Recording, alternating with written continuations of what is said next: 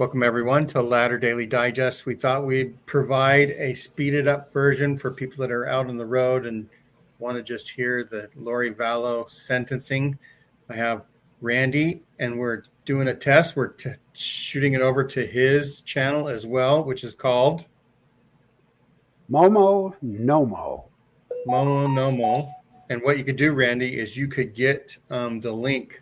You do open up a tab of YouTube, look where it is, click on the right one that's airing, click on the copy the thing at the top and post it as a comment and say that's the Momo No More channel. If people want to like and subscribe to yours. And Jules Del Sol is joining. And Jules, say the name of your channel again. The name of my channel is Jules Treasures Area 5T1. And you could do the same thing. Cut and paste the link to this stream in your channel, and people can go and subscribe to you as well. We don't know if it's going to work that great.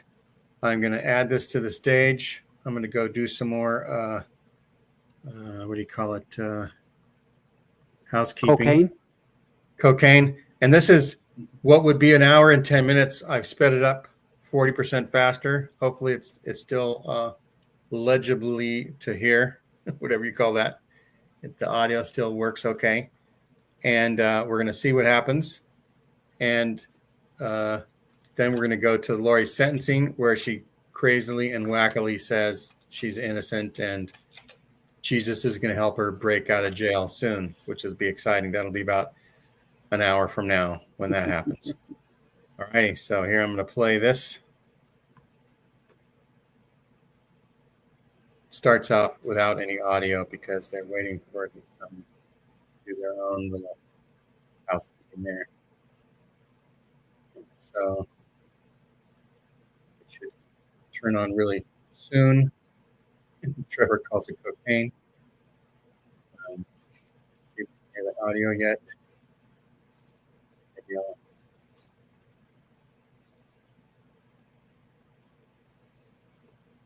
Selling your car to Carvana is easier than you think. In just seconds, we can give you a real offer good for 7 days.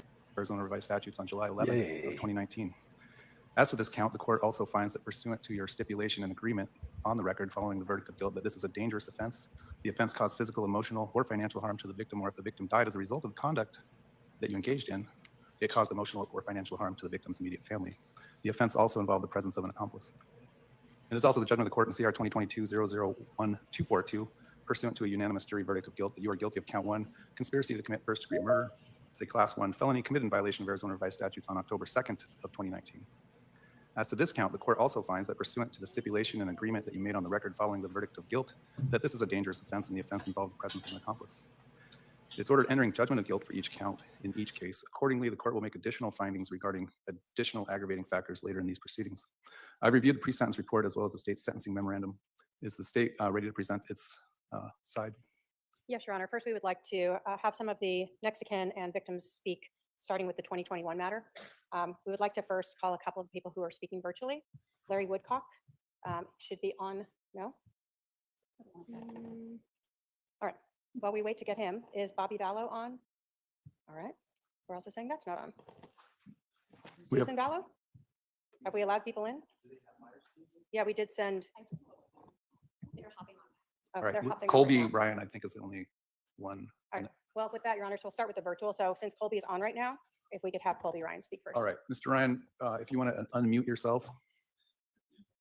Yeah, I'm here. Go ahead, sir. All right. My name is Colby Ryan. I'm the son of Charles Vallow, the brother of Tylee Ryan and JJ Vallow. I'm here to tell you what I've lost. Not only are my father, sister, and brother gone, but so is my mother. Starting 6 years ago, the horror began. During the middle of my workday, I was alerted that my father had passed away from a heart attack. I spent the whole day at work in shock. I spoke to my mother and felt that I needed to come and stop by after my shift. After a long conversation, she hesitantly agreed. When I arrived at her house, I found out that what she had told me previously about the heart attack was not the case. My father had been shot and killed in what was labeled self-defense. I saw how my sister fell into my stomach with her emotions and sobbed. My brother JJ was asleep. Afterward, I came home to my wife and our young baby, sat on the floor, and completely broke down. My life would never be the same. My sister was caught up in the middle of this hell. She was only 16 years old. My little brother was barely 7. Within a few weeks, life continued to move quickly. My little brother, in just one day, had his father ripped away from him, and so did my sister. No matter how tough Tylee tried to be, she was scared, and I know she was scarred. She held a burden that no teenager should ever have to endure. My father, Charles Vallow, cared for his family. He took care of our family, and he made sure we had a good life. He was a very generous man, and would give you the shirt off of his back. Here's the reality. In January 2019, I was told by my mother, Lori Vallow, that my father had been unfaithful to her for years. I was just shocked by this news, and Lori's actions sold the story. I naively believed her and thought that my father betrayed my family. Little did I know it was my mother having the affair all along. She accused others of what she was doing herself. I regretfully decided to stop speaking to my father. On July 11th, 2019, I would be flooded by the reality that my choice not to speak to him would be a lifelong sorrow. What I lost on July 11, 2019 was a father who was trying to help me in life, and a man who wanted to see his grandchild, and someone who wanted to give guidance and love. I lost a father. This affected me in more ways than anyone could ever know. I have to live with the regret of not speaking to him before he was murdered in cold blood. This did not only affect me. My little brother, JJ Vallow, was only 7 years old, and he had autism, and had his life picked apart and never explained. One day he saw his father coming to him to pick him up at the house, and then never saw him again.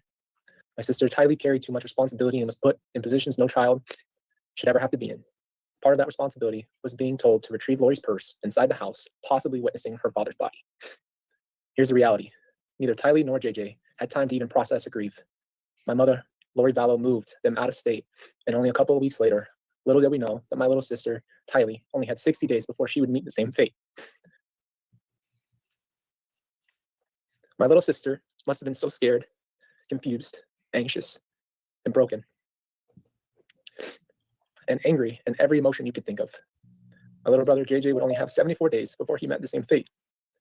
He must have been confused, worried, sad, and frustrated without the ability to fully comprehend his feelings. I know I'm here to tell you the effect that this has had on me.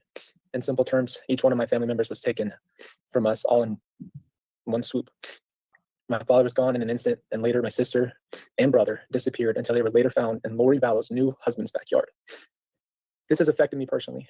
I had to do something I've never done, and that was fight to stay alive after the pain. There are no words for what I've experienced, and I had to choose to fight and to stay alive for my children and for my wife. Now I'd like to address Lori Vallow. She claims to be Jesus's favorite. She claims to lead a spiritual life, and she claims that she loves everybody, and she also claims to have seen Jesus and visited with him. When did Jesus allow us to commit adultery? When did Jesus change the commandment of thou shalt not kill? When did Jesus allow us to steal money from our dead children? When did Jesus tell us to lie our way through life? It must be a very sad life to smile your way through all the pain you've caused. Rather than being able to acknowledge the pain that she has caused, she would rather say that Charles, Tylee, and JJ's death were a family tragedy and not her evil doing. And I will say this, if you want to see darkness, look at the murdering cult that claims God has commissioned their mission to kill my family and others. Quite frankly, I believe that Lori Vallow herself is the family tragedy. Thank you. Thank you, Mr. Ryan. Thank you. I believe Larry is now online. We Larry, can have him speak next. Larry Woodcock, if you'd like to unmute, go ahead, sir. What would you like to tell me? Can you hear me? Yes, I can hear you. Thank you, sir. And thank the court for allowing me to be present. I truly wish I was there to look the murderers in the eyes. I'm unable to. I will say this. Murderers, you're nothing. You're a murderer. You're a narcissist, psychopath, delusional murderer.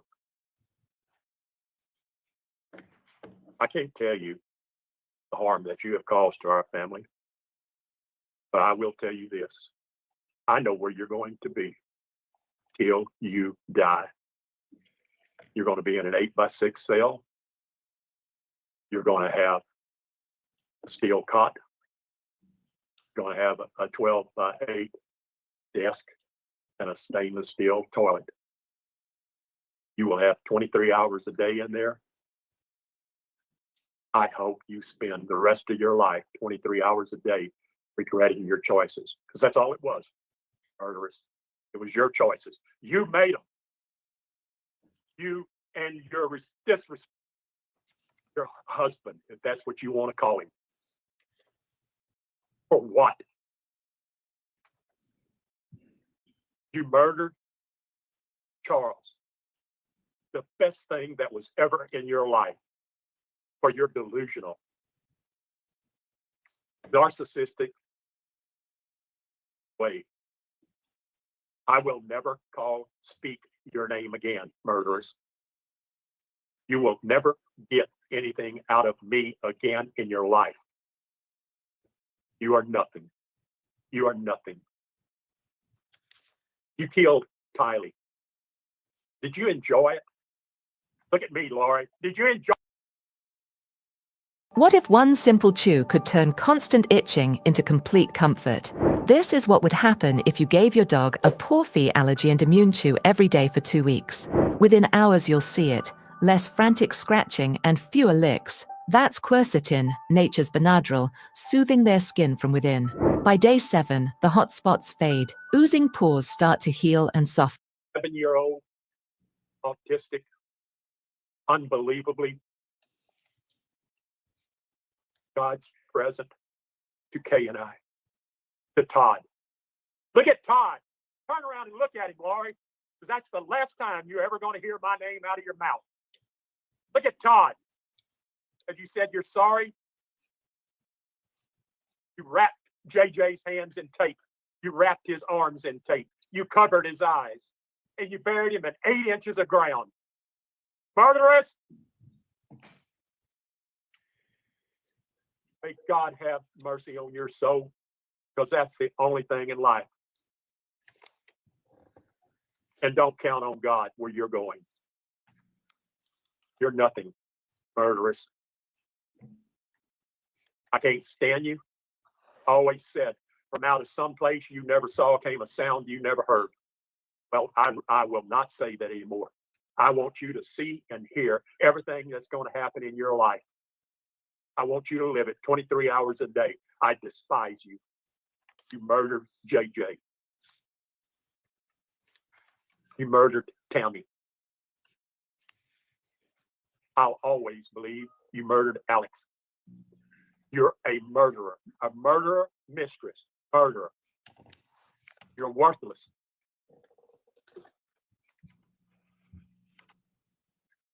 I can't believe 6.5 years of putting up with you.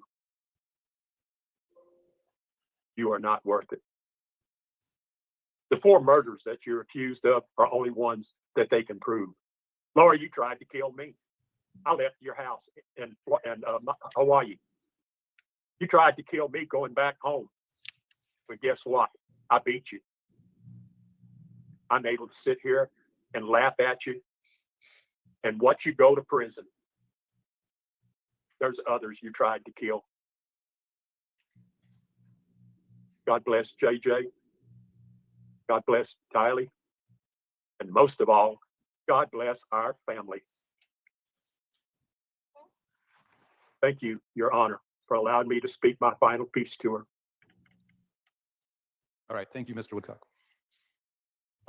Your Honor, Susan will be up next. Okay.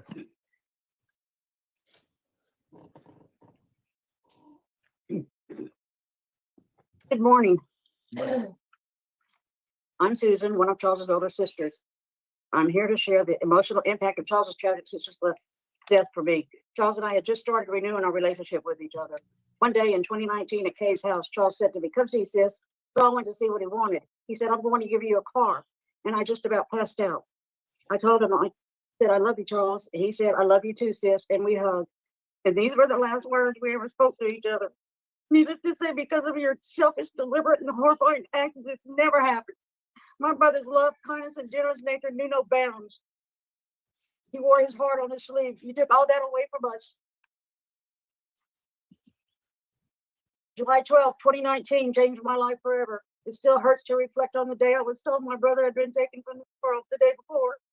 You didn't even have the decency to bother with letting our family know of Charles' death until the day after by means of a vague text from one of Charles's sons. My brother's death was a deliberate act of evil and self-seeking financial gain. Your greed has caused so much pain to this day. How could you do such an evil and intentional harm and take my brother's life for money, lust, and power? The pain you caused in having to relive this nightmare, all because you didn't want Charles anymore. He didn't die from cancer or an accident. He was young and had a beautiful life left to live. You took that away. You planned and calculated his death. There isn't a day that goes by I haven't thought of this tragedy which you caused. I will never have another birthday, holiday, or other celebrations in life with my brother. Charles was victimized at the hands of you, Lori, and your accomplices. To do this to Charles, to receive money is sickening. I am disgusted and truly appalled by your evil, selfish, and reprehensible actions. You will miss out on wearing nice clothes, driving what was once your Range Rover, thick, juicy steaks, barbecues, and no more quiet, no more freedom, only rules. I have forgiven you, Lori. When Jesus calls me home, I don't want any of this on my soul. Thank you. All right, thank you, ma'am.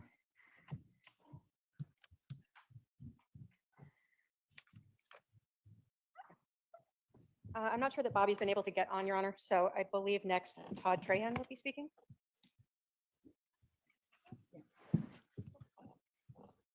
Sir, you want to come up to this podium right here?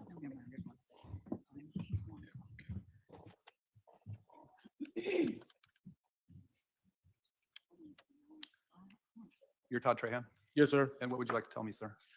I asked to address Lori, if All I right. can. Go ahead.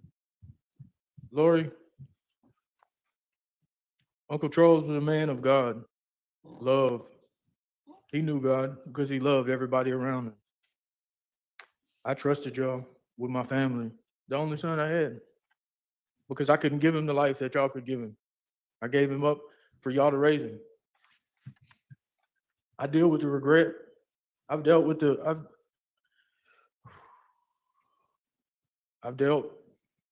torment of making that choice. I'm here today to forgive you. I know what it's like to be in prison. I was in prison when y'all got the rights to my son. I know what it's like. Once you get done with this court and you go sit in that cell, you got to relive everything that you did.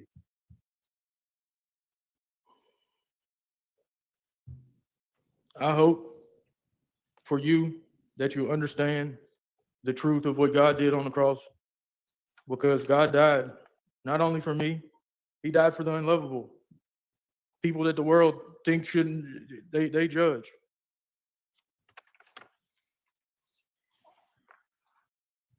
I hope you understand the truth before you die. You still have a chance. You don't have to live evil the rest of your life. You can turn from that. You ask God to come into your life and show you his love, and it'll transform you. I want to thank the court for letting me get up here and say these things. Thank you. Thank you, sir. Next should be Karesha Trahan.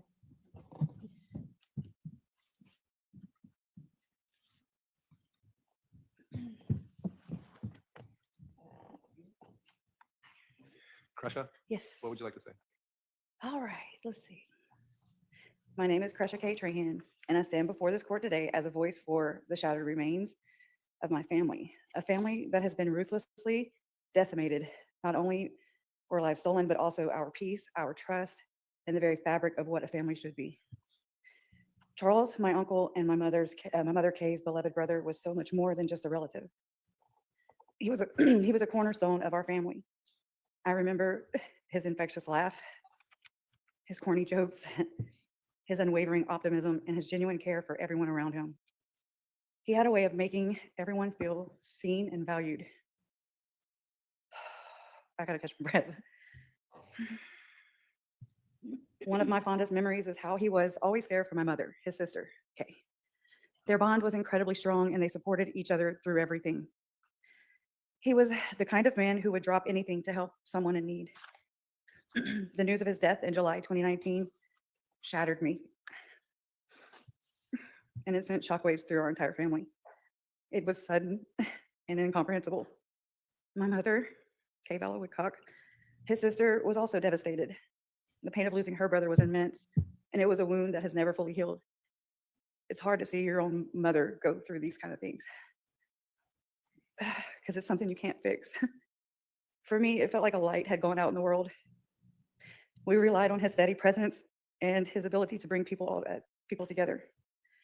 The initial grief was compounded by the horrific circumstances surrounding his death. To learn that his own wife was involved in his demise was a betrayal of the deepest kind. It added a layer of anger and disbelief to our sorrow. The questions of why and how haunted us, turning our grief into a constant ache of injustice. We now know the chilling extent of the premeditation. Records on Chad Daybell's Gmail account show searches for Ned Snyder, 1996, Death, Louisiana, and bodies possessed after original occupant dies, as early as January 28, 2019. This was before Charles was ever referred to as Ned Snyder. This revealed a calculated descent into her delusion. Charles was fighting for his life and for his children's future long before his death. On February 20th, 2019, Charles called Banner Life to change his beneficiary to my mother, Kay, specifically for his special needs son, and to place a PIN code on his account. He was clearly concerned about someone accessing his account. Just 6 days later, on February 26, 2019, he called again to finalize the change, but couldn't provide a password he had never set. That's how distraught he was. He had never set the password. He had set the password and forgot that he had set the password. Growing angry as he suspected fraudulent access. From March 19th to March 21st, 2019, even while Charles was alive and still married, his wife and Chad Daybell traveled from Idaho to Arizona together, as evidenced by tickets in her iCloud account. On March 21st, 2019, she was back at the 4 Points Sheraton in Mesa using their Wi-Fi, all while plotting and believing in twisted narratives.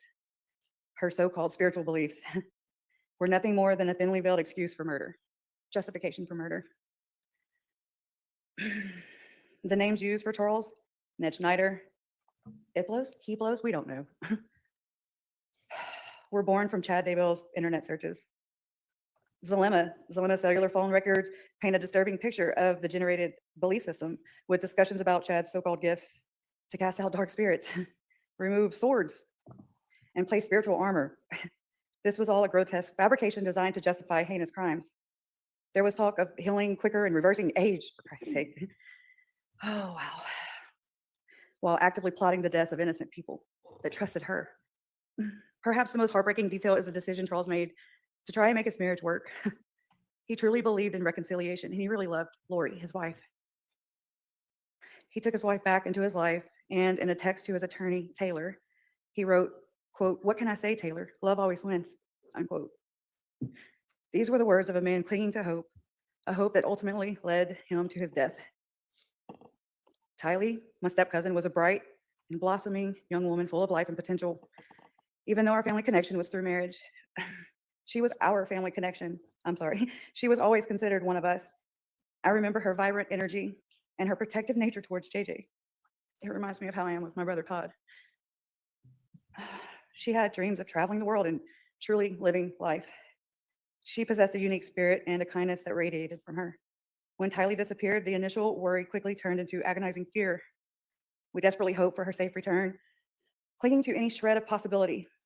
The eventual news of her murder was soul-crushing, a stark and brutal end to a life that had barely begun. The pain of knowing her potential was extinguished so violently, it's unbearable. We mourn the experiences she will never have, the milestones she will never reach, and the person she would have become. The world is undeniably darker without Tylee's light. And then JJ, my nephew, my only nephew, was a sweet.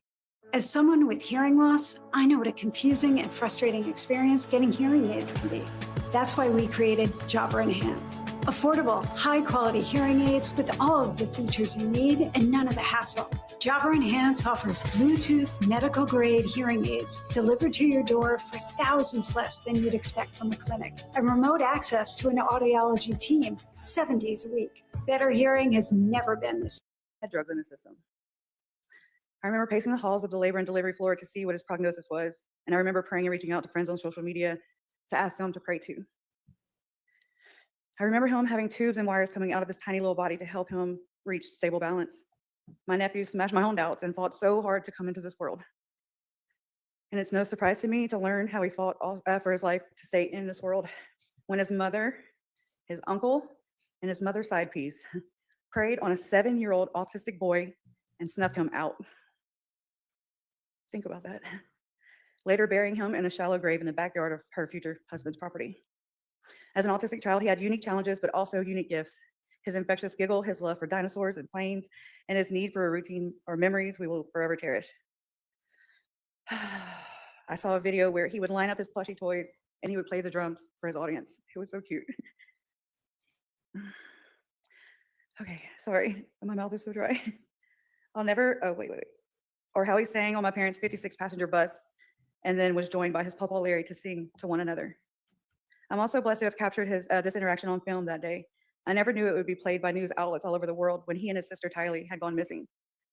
He was a vulnerable and trusting child who relied on the adults in his life for love and protection. The betrayal of trust in his adoption and subsequent murder is a profound and lasting wound. She adopted him to get him out of a bad situation just to murder him? Lori Noreen Cox was an unloved daughter. She didn't even get her own name. She was never allowed to be herself, an individual with her own identity and her own life. She was always told she was someone else, living someone else's life. Her mother, in her grief over losing her infant daughter, convinced herself that Lolly's spirit came back to her in a new body. She convinced herself that she never lost Lolly, but that Lolly was so special she was allowed to come back to Earth again. And then she was convinced that she was Lolly. But the reality is that Lolly was lost. The hard truth is that sometimes infants die, and there's no reasoning and no explanation that makes it feel better. Sometimes babies just die. But her mother couldn't sit with that. She couldn't accept that. And so instead, she taught her that she was Laura Lee. She taught her that Laura Lee must have had such a special mission that her spirit got to come back in her body. She was taught that she didn't matter. She was taught that she didn't deserve to have her own name, her own life, her own identity. She was devoured. And then to make matters worse, she was violated. I don't know when or how or by whom exactly, but she knows. She knows what happened. She knows who did it to her. She may pretend that it never happened, but the memory of it lives in her cells, and she can't ignore because those feelings come for her, and they find her in the quiet moments she wishes would go away. I know what it, okay, sorry. I'm gonna skip. That was, I'm crediting Megan for that. Here's a final plea for justice. The actions of the defendant have systematically dismantled families, leaving behind a trail of unimaginable grief and trauma. My family, especially my mother and my brother, have endured unspeakable pain because of these actions. We lost a brother, a son, and a nephew, and the lingering fear and sorrow inflicted are a constant heavy burden. I implore this court to impose the maximum sentence possible. The defendant deserves to spend the rest of her life incarcerated, held accountable for every life stolen, every heart broken, and every family destroyed. Her calculated cruelty has earned her nothing less than the hardest consequences. Let justice finally be served for Charles, Tylee, and JJ, and I can't forget Tammy. My uncle Charles's last words to his attorney about taking his wife back were, "What can I say, Taylor? Love always wins." In his memory and for the countless lives impacted by these horrific crimes, I hope that justice for once truly wins. Thank you. Thank you. Next will be Kay Woodcock.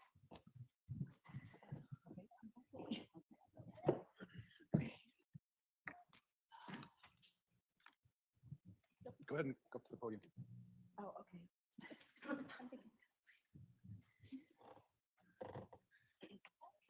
Can I sit up there? Over here? Okay. Okay.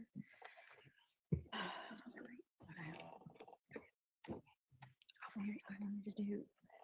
Shut up. It's the one. It's the one. Just be on this one.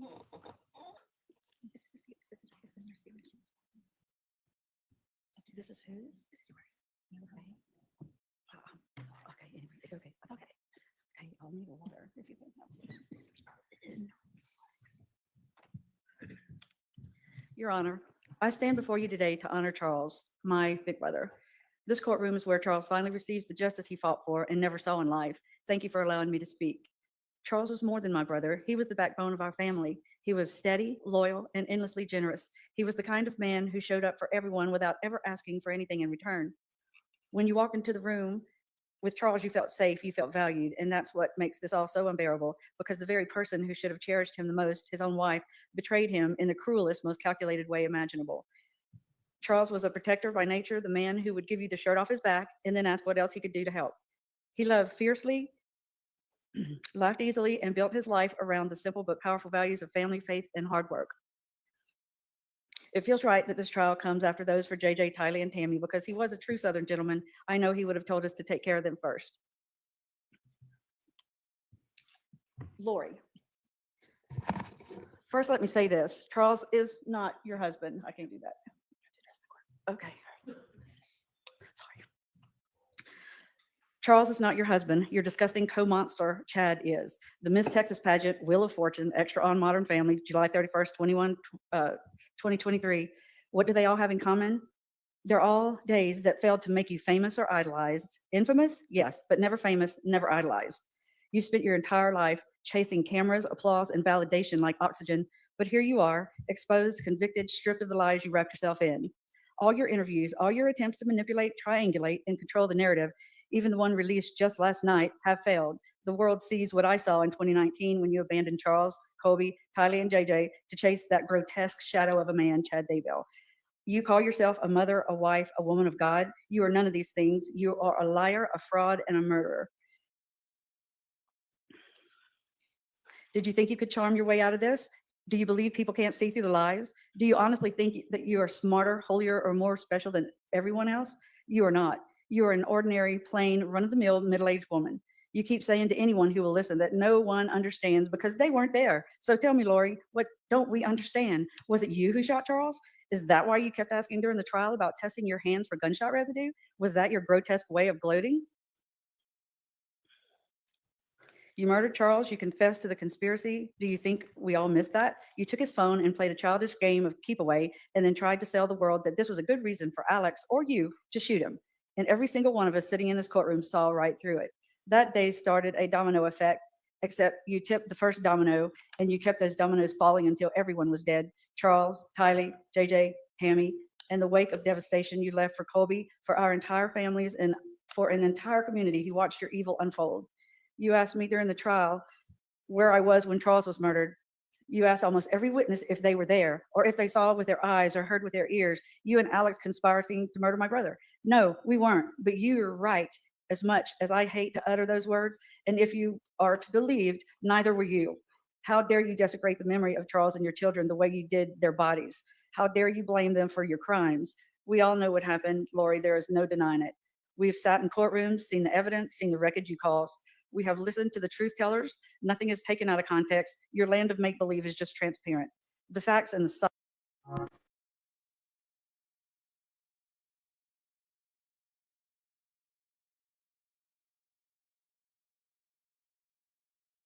With my Philips Latte Go, it's always a good time for a coffee. In the morning rush or during afternoon break.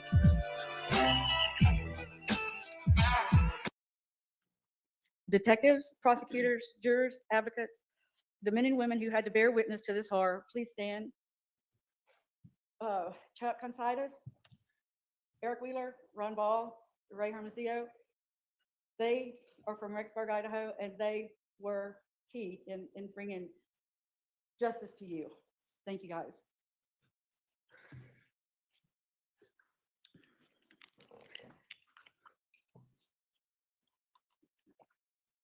These individuals bear the weight of directly confronting your actions. They took that burden home to their spouses, children, and sleepless nights. They endured tragedy.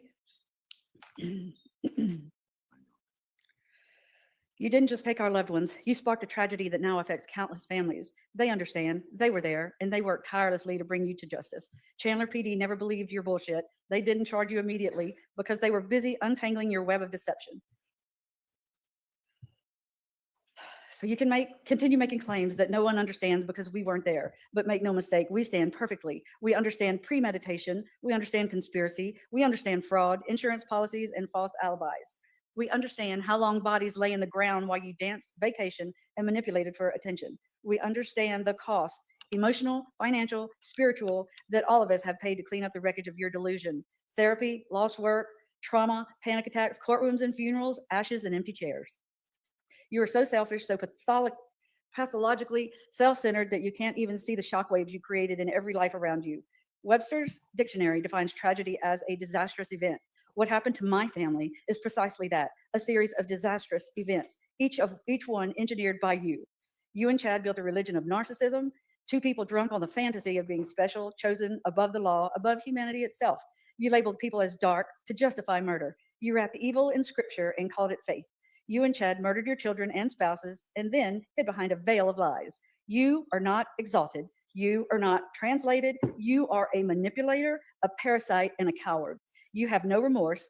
Your deflection is disgusting. Your interviews are manipulative. Your faith is counterfeit. You still talk as if you're somehow misunderstood. No, wrong. You're fully understood. We see who you are, a manipulator, a liar, and a destroyer. And the worst thing is, Charles loved you. He protected you, and you repaid him with betrayal and bullets. You left him dead on the floor and then went shopping for flip-flops and a new life with your apocalyptic con man. You tried to erase him, stealing his phone, twisting the narrative, and lying to anyone who would listen. But the truth doesn't lie, Lori, and now the truth has destroyed you. Lori, you have noticed this courtroom is full. It's not because people admire you. It's not because they see instrument in God's hands. It's because you're a sideshow freak, a murderous carnival act. People come to gawk at the monster who thinks she's divine. They don't come to honor you. They come to witness the wreckage of your delusion and to see justice crush it. You've always wanted an audience, but this audience isn't here to adore you. They are here to watch you fall, to watch you stripped of the spotlight you crave, to see your false crown ripped away. You are not a goddess. You are not chosen. You are not powerful. You just thought you could play God and win. The only legacy you leave is this. You will be remembered not as an instrument of God, but as a pitiful cautionary tale of evil and narcissism. Your life will end behind concrete and steel while the world outside remembers JJ's smile, Tylee's strength, Charles's kindness, and Tammy's light. You will be forgotten, except as the sideshow act you've made of yourself, a monster who wanted to be worshipped, but who will only ever be pitied. But the legacy of Charles, JJ, Tylee, and Tammy is here in this courtroom, a new type of family built on love. Colby and his family, Tammy's family, the men and women who battled evil, all of us united, because as Charles said, love always wins. Finally, I want to say this. You once claimed that no one could judge you because they weren't there. Today, everyone is here, the court is here, justice is here, and now judgment has arrived. May this sentence be as permanent as the graves you filled.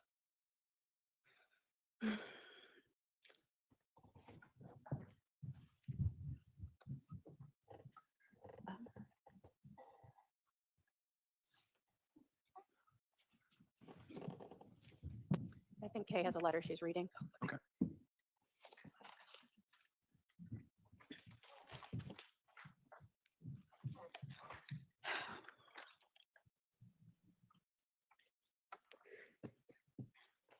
Hi, Judge Boreski.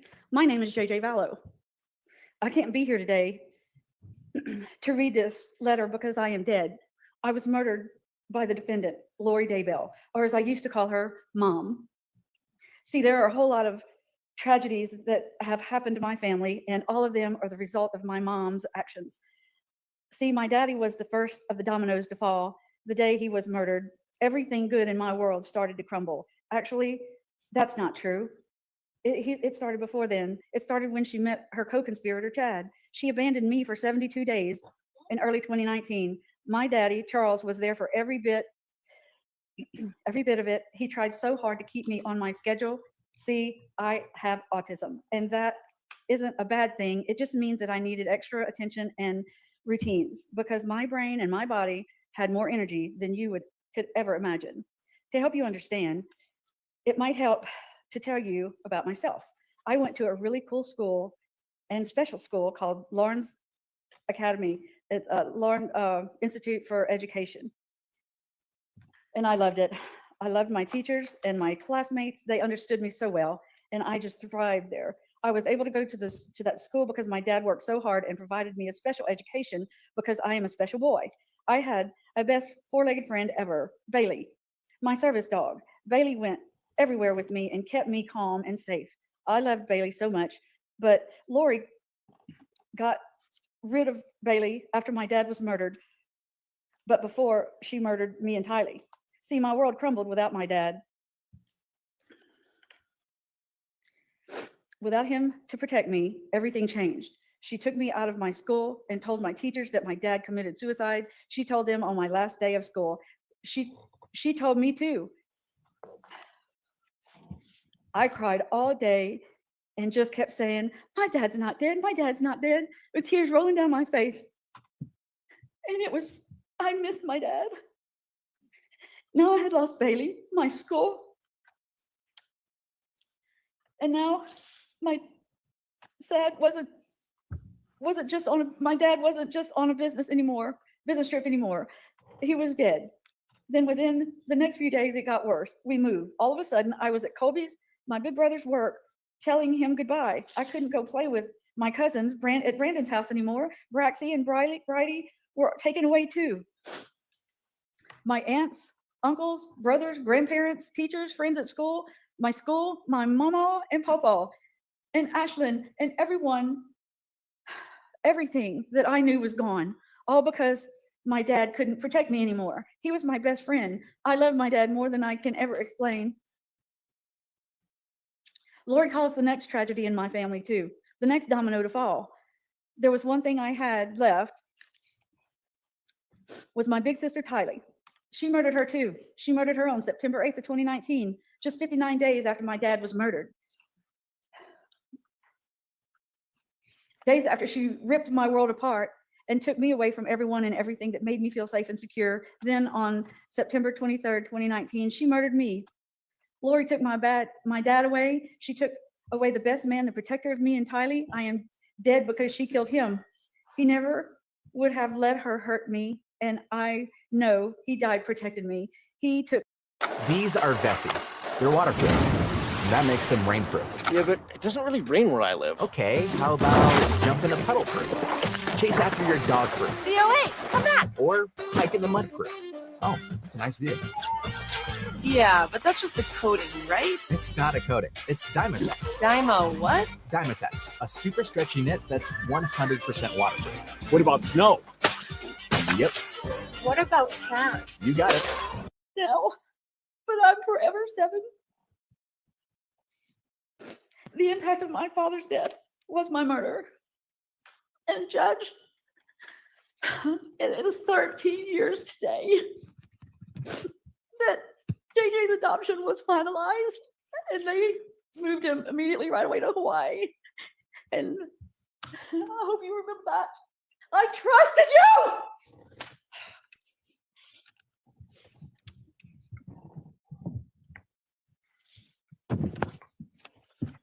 Next is Jerry Vallow.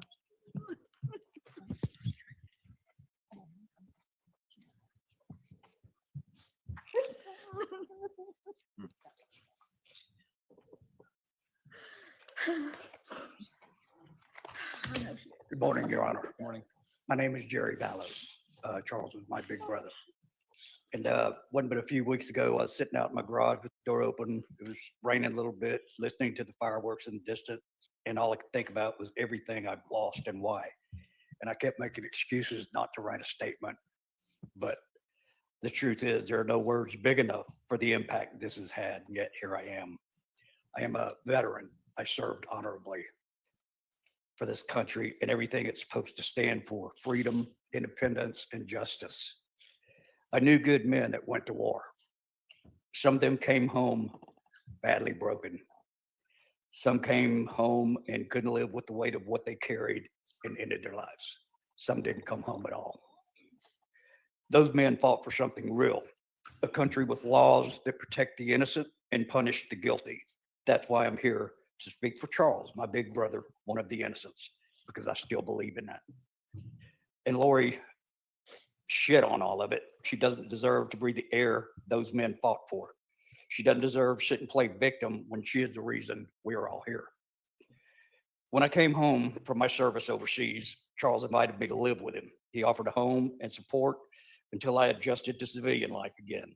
That's just who he was: giving, loving, supportive, caring. And he was funny, social, and everyone he met became his friends. You couldn't help but be drawn to him. You loved him. He wasn't just my big brother, he was my best friend. We grew up together on the bayous and rivers in South Louisiana, spending countless days and nights camping, fishing, hunting, exploring, and just being kids. We had so much fun. We learned to survive, trust each other, and become men. I miss him every day.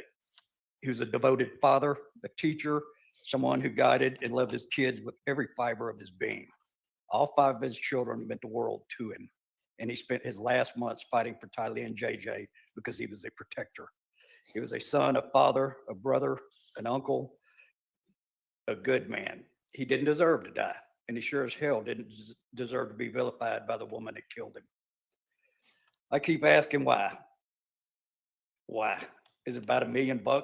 He wasn't just a dollar sign to fund Lori's sick game of make-believe. She tried to cash in on his life, and when that didn't work, she brutally murdered her kids for money, and she tried to kill Brandon when he started looking like the next available dollar sign.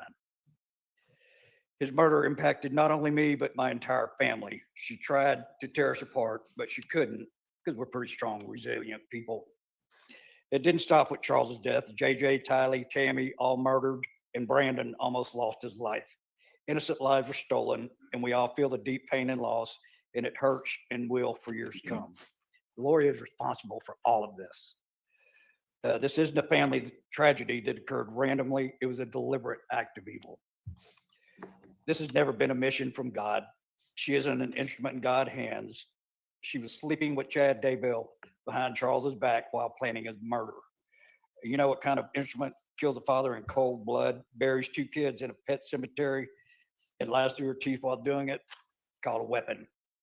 And God doesn't use weapons against innocence. She wasn't doing God's work. She was selfish, cruel, and calculated. God didn't send her to commit murder. She used his name to justify evil. That's not God's work. That's blasphemy, plain and simple. She used God's name like a weapon, lied in his name, killed in his name, and now she wants to stand in court and she claims she's doing the Lord's work.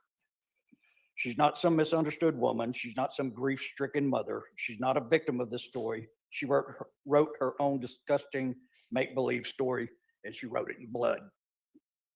She didn't cry for Charles. She didn't mourn JJ or Tylee, no matter what she says. She erased them, and she didn't give a damn about Tammy. So when she sits there and pretends this is some kind of tragic twist of fate, like she didn't like the fuse, remember that. She didn't just kill Charles. She stole him from everyone who loved him, from his boys, from our family, from me. She didn't just break the law. She pissed all over it and tried to claim righteousness. She started this. She caused this. She wasn't caught in some domino effect. She pushed the first one and kept pushing till there was none left standing. She twisted everything, God, family, and loves. And if she thinks she can twist justice too, don't let her. Don't let her twist away from what she did. She murdered my brother, Charles. Give her what she's earned. Thank you, sir. Judge, next we have Brandon Boudreaux's family and Brandon who'd like to speak on behalf of their case. Okay. If we were starting with Teresa and Carlson Boudreaux, Brandon's parents.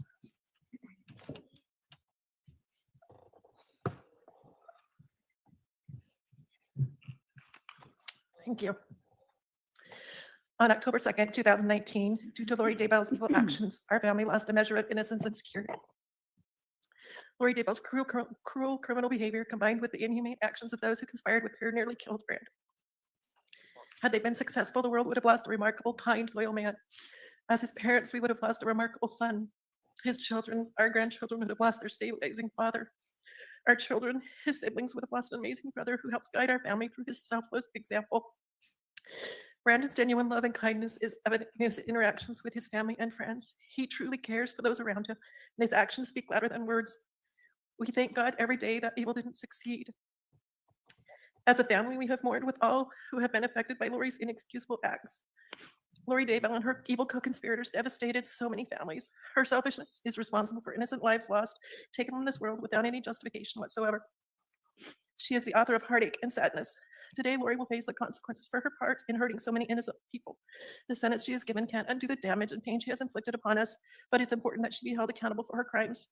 We would ask the court to keep Lori confined in prison, away from all of us and the rest of society for the rest of her life. As she serves her sentence here on earth, we will continue to stand together and support each other. We will choose to remember those who have gone from us because of her actions with love. As for me and my family, we will continue to heal together. We won't let Lori or her evil acts define how we see the world or our future. We have endured difficult times. During this period of time, we have feared for our physical safety. We've struggled with a myriad of emotions. The stress of being targeted and threatened takes a toll. There isn't a place in our society for Lori or her co-conspirators. Prison is where Lori belongs and where she should stay until she dies. Thank you. Thank you. Next is Brock Boudreaux, Brandon's brother.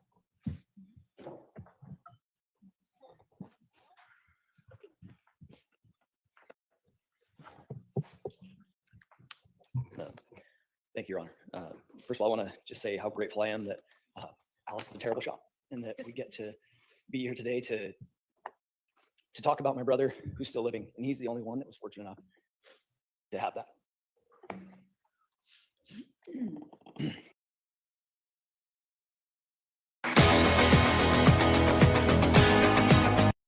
I'm writing on behalf of my wife and myself, and I'm here today to talk about the toll that this heinous crime has taken on our lives as well as the lives of our family. From the moment I found out my brother was having marital issues, I was there for him trying to help. He was abandoned by his then wife, Melanie, in Utah, with his children at the end of June 2019 and forced to fly back to Arizona. I offered to help him and flew back to Arizona. When we arrived back at his home, we were both surprised to find his wife already home, having driven back to Utah after abandoning them all there. During that night, I helped the children get to bed and allowed my brother and his wife to try and talk and figure things out. Overhearing their conversations, I realized just how deeply involved Lori, Alex, and Chad were in the failure of my brother's marriage. The next morning, I was talking with Brandon, and he told me how happy he was that I was there because Melanie had called her uncle Alex the night before. And Brandon had mentioned how he was really scared of Alex and that he was capable of killing someone who had tried before. At the time, I thought my brother was being a bit dramatic. But only a week later, I received the news that Alex had done just that, and he murdered Charles. This was the point where we started beginning to fear for our family's safety. A few months later, the thing my brother had feared the most happened. Alex had attempted to take his life on the orders of Lori. In that moment, our life changed forever. We could no longer trust that we were safe. We always wondered if someone was coming for Brandon, not knowing just how far these people were willing to go. We were robbed of our sense of safety because of this. We all felt that we needed to get video cameras around our houses, obtain firearms to protect ourselves, and always be watching over our shoulders. As hard as it was for us as his family, I could see how hard it was for Brandon. He was forced to go into hiding, trying to keep his children and himself safe. The toll this took on him was immense. My once fun, energetic, optimistic brother was now a nervous, sad, distraught shell of a man. Our once fun phone calls about future life plans had turned into updates about the case that was proceeding. June 2019 was the beginning of so much sadness in our family's lives. As the story unfolded and things became more public, our family name, being so unique, started to be recognized and associated with the ongoing trials and investigations. I'm a practicing dentist in the state of Arizona, and now I constantly fear of people Googling my last name. Having things pop up about the case rather than information about me or my practice. I would like to think that this has not affected people deciding whether to come and see me or not, but I'm sure it has. Our lives have now become entangled with a story none of us wanted to be a part of. We are forced to have hard conversations with our young children, trying to explain why someone would want to kill their uncle. This has forced us all to watch as Brandon has had to share custody of his children with a woman we all know was involved in his attempted murder. It has forced us to sit back and watch as our name has been publicly defamed and slandered by that same woman. Somehow, she still walks free, but I hope someday she gets the justice she deserves as well. For now, all we ask is that you recognize the pain and suffering that has come from the actions of all the people involved and give a sentence that is fitting. Thank you. Next is Desiree Smoot, Brandon's sister.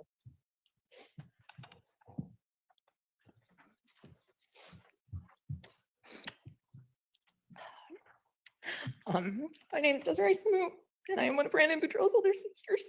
Sorry.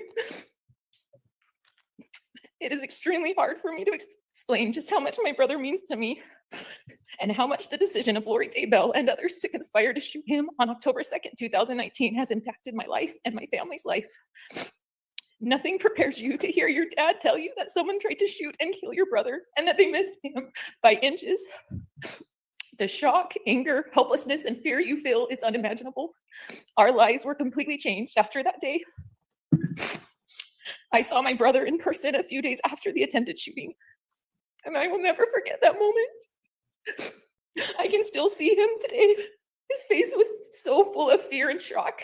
He couldn't comprehend what had happened to him. He feared for his life and for his children. As an older sister, there's nothing you want more than to protect your brother, and I couldn't do anything. I couldn't take away his fear and pain. I couldn't fix this. I can still hear my brother's voice as he broke down on the phone. He cried to me, asking how he was supposed to explain this to his children when they were older. How was he supposed to tell them that someone who was supposed to love him tried to take his life?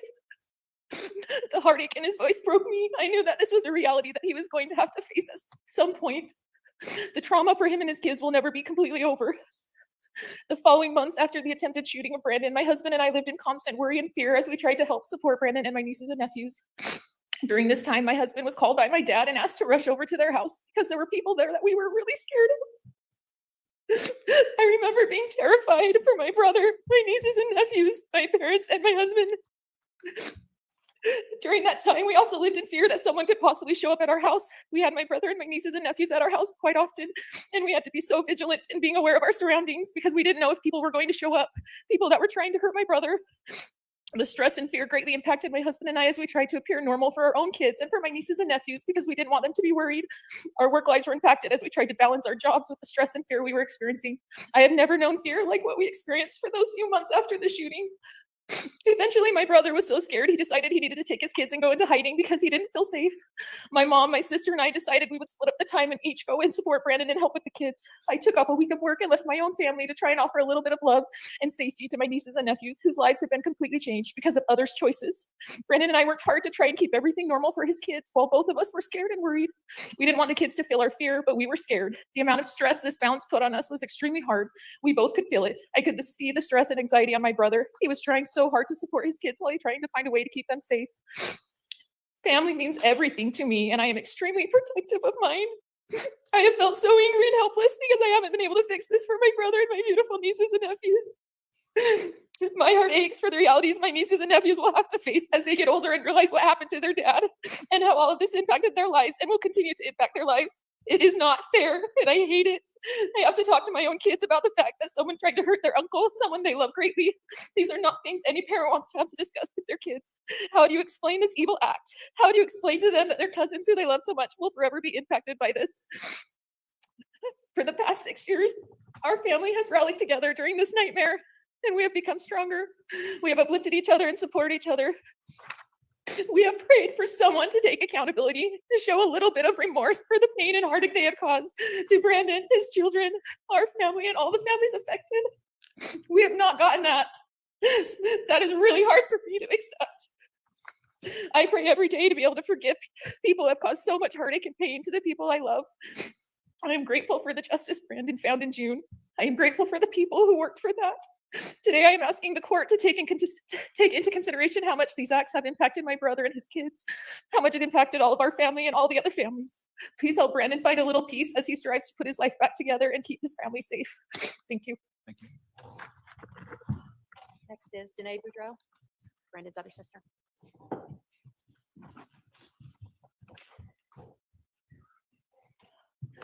Hi, my name is Daybell Boudreaux, and I'm the youngest sister of Brandon. I've always been thankful for the beautiful family that I was raised in. My parents raised us in a home filled with love, laughter, and a belief in our Savior, Jesus Christ. I'm lucky to have meaningful relationships with all 5 of my older siblings. As they have been married and had kids, I had the opportunity to find more room in my heart for their spouses and children. Some of my favorite humans in the entire world call me Aunt May. I share this to help better demonstrate just how hard it was for me to hear that my older brother had been shot at in October of 2019. Being my oldest brother, I've always looked at him as a protector in a safe space. Hearing the evidence that was presented in this case reminded me just how close I came to losing him that day. As terrified as I was to lose my brother, I could not imagine how devastating it would have been to my nieces and nephews had they lost their dad that day. The greatest impact I feared was what would have happened to those children if something had happened to my brother. Over the coming months, that fear and anxiety for his and their safety was a constant in my life. Being one of the few adults he felt safe leaving his kids with, tell me this. What is greatness made of? Is it in your drive? The power you possess? Or could it be how far you'll go? The limits that you'll test? Maybe greatness demands. I held my brother's kids close and I comforted them during times of uncertainty. I have an unwavering belief in doing anything in my power to protect innocent children. In the aftermath of the attempted murder of my brother, I watched my entire family rally to do just that for my nieces and nephews, protect them. We set aside our own fears and worries to make sure that those 4 children were surrounded with love and security. I forged a special bond with my nieces and nephews, one that I still carry today. Had something happened to my brother that day, this bond would most likely not exist. I've carried fear, anxiety, anger, and sadness in my heart as a result of what happened to my brother. There have been times I've feared for my own safety as I've helped to keep those children safe. Out of respect for my brother and his family, I've stayed silent all these years as we've placed our trust in the justice system to hold all of those responsible accountable for what they did. I cannot begin to imagine what my life would look like today without my older brother and his family. I thank God that while we have been through hell, we didn't have to face that horrific loss. Accountability is essential to human growth. The impact of this act of violence on my personal life, as well as that of my entire extended family, has been significant. Thank you for the opportunity to share the thoughts and feelings that I've carried for so many years. Thank you. Next is Jenny Boudreaux, Brandon's wife.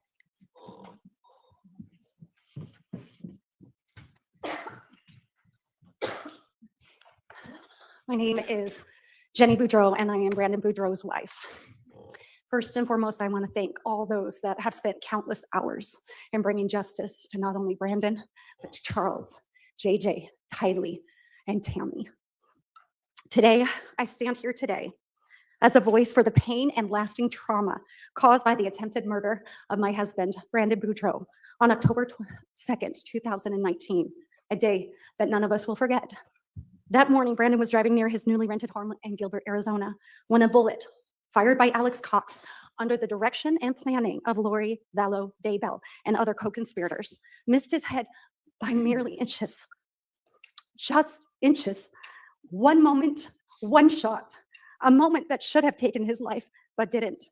And yet, that near-death experience has forever changed his life and mine. When I met Brandon, I saw a man with one of the biggest hearts I have ever known. But it was a heart that had been bruised deeply and wounded by betrayal from those he trusted most. To be hunted by people who were supposed to love and protect him, his own family, left scars that go far beyond physical danger. It robbed him of a sense of safety. It shattered his ability to fully trust. It forced him to live in fear. For months, Brandon was living in hiding, moving from place to place, always looking over his shoulder. The people who wanted him dead still were out there, and he knew they were not finished. After the horrifying news of the murders of Charles and Tammy, and especially Tylee and JJ, children he loved, and he knew Brandon had countless sleepless nights. The fear became constant. I will never forget the night when Alex and another showed up at his family home searching for his children and Brandon. The fear I heard in Brandon's voice was like nothing I had ever heard. He believed that he and his children could be killed. This was his new reality. These crimes weren't just about money or power or twisted religious beliefs. They were also about destroying families, destroying lives. Lori and her co-conspirators tried to take away a father from his children. This is a man who reads scriptures with them, tucks them to bed at night, plays games with them, supports their dreams, encourages them, and loves them with all of his heart unconditionally. He would do anything for his children. Had that bullet not missed, these beautiful children, now my beloved bonus children, would have grown up without a father's guidance, his protection, and his love. No child should ever be denied that. Brandon was deeply traumatized, and yet he continued to show up for his children, for truth and for justice, even on the first day of our honeymoon, which was meant to be joyful and sacred. I watched my new husband weep in a car after having to identify the remains of a boy he once loved and tried to protect. That boy was JJ, a cousin of Brandon's former wife, the son of the very woman who tried to orchestrate Brandon's murder. That weight, that moment is still and always will be heavy in our lives. He has survivor's guilt. He sometimes wondered why he survived and the others did not. He would say, I would switch places with Charles, with JJ, with Tylee, and even Tammy so that they could live. This is the kind of person Brandon is. He would do anything for the people he loves. Brandon carries emotional scars of attempted murder, betrayal, and loss every day, and yet he remains kind. He remains faithful, and he remains a father that his children are proud of. Today, I am proud to stand beside him as his wife, his best friend, and a witness of his resilience and his courage. The truth has finally come to light, and although it has taken many years to get here, I pray that justice will be served properly. Evil tried to take away, tried to silence Brandon, but it failed. He is still here. He is still standing, and because of that, so are we. Thank you so much. Thank you. Last will be Brandon Boudreaux. After Brandon speaks, we'll need to give the court reporter a short break, so I'm just letting everyone know.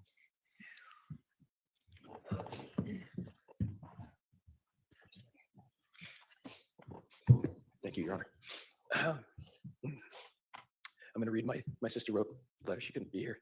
I'm going to read her letter. And That's for Donnell. Yeah, for Danielle. Thank you. Thank you. Hello, my name is Danielle Hackey. I'm the oldest sister to Brandon Boudreaux. 6 years ago, our world was rocked in ways none of us could have predicted. I'm not unfamiliar with the criminal justice system. I worked within it for over 10 years, but it had never touched my life personally until it did 6 years ago. I watched as my brother Brandon had his entire life ripped apart with absolutely no warning.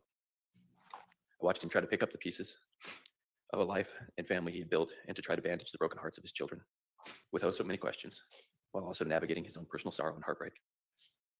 I held him and cried with him and offered what little advice I could with all the love my big sister heart could give him.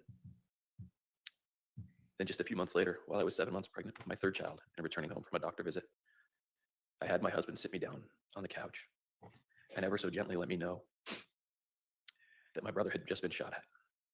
You see, my dad hadn't called me. He called my husband to tell him so that he could carefully and gently tell me what had happened. My world, as I knew it, was shattered. All of a sudden, I was living in a paranoid, anxiety-filled, fear-driven nightmare. As details emerged and my brother gained more information and knowledge, he reached out to see if he could bring his children to hide at our home for a while. There was no hesitation. We took them all in. But those few weeks were filled with terror. We stayed indoor with the blinds shut and the door securely locked. We did our best to entertain 6 children, ours and his, and keep them happy and as unaware of the situation as possible, while also monitoring our streets for any signs of those responsible for this. I no longer felt safe in my home, leaving men constantly checking behind and around me, making sure no one was following or watching us. We were on alert 24/7. Our entire family helped shuffle my incredible brother and his kids around, doing our best to ensure that they felt safe and were being loved and taken care of. This went on for months. Once those responsible were caught, we felt some relief. However, more details continued to emerge, and my brother's life continued to get thrown for loops. Our family has come out of this closer, stronger, and more unified. We have held our tongues, never having spoken our truths, so as to allow the judicial system to do what it is designed to do, bring some justice to all of the victims. The big sister and me wanted nothing more than to take care of my little brother and his sweet children. I wanted nothing more than to fix everything and make it right. I obviously couldn't do that. I watched as my brother experienced the most horrible things, and do so with grace, love, and humbleness that I don't know I would have had. I am grateful for the example he has been to me. I pray that our family can continue to heal and move on and hold strong to each other as we try to close this chapter. So many lives were impacted by such selfish choices. I'm forever grateful that my brother was spared that. Tired of sandals that feel like you're wearing bricks on your feet? Thankfully, the super lightweight Vivias Choices people can make for the most unimportant and selfish reasons. Thank you for your time, Danielle Hackey. Your Honor, thank you for giving me my time today and for listening to all these people who are my family now and who have gone through this with me.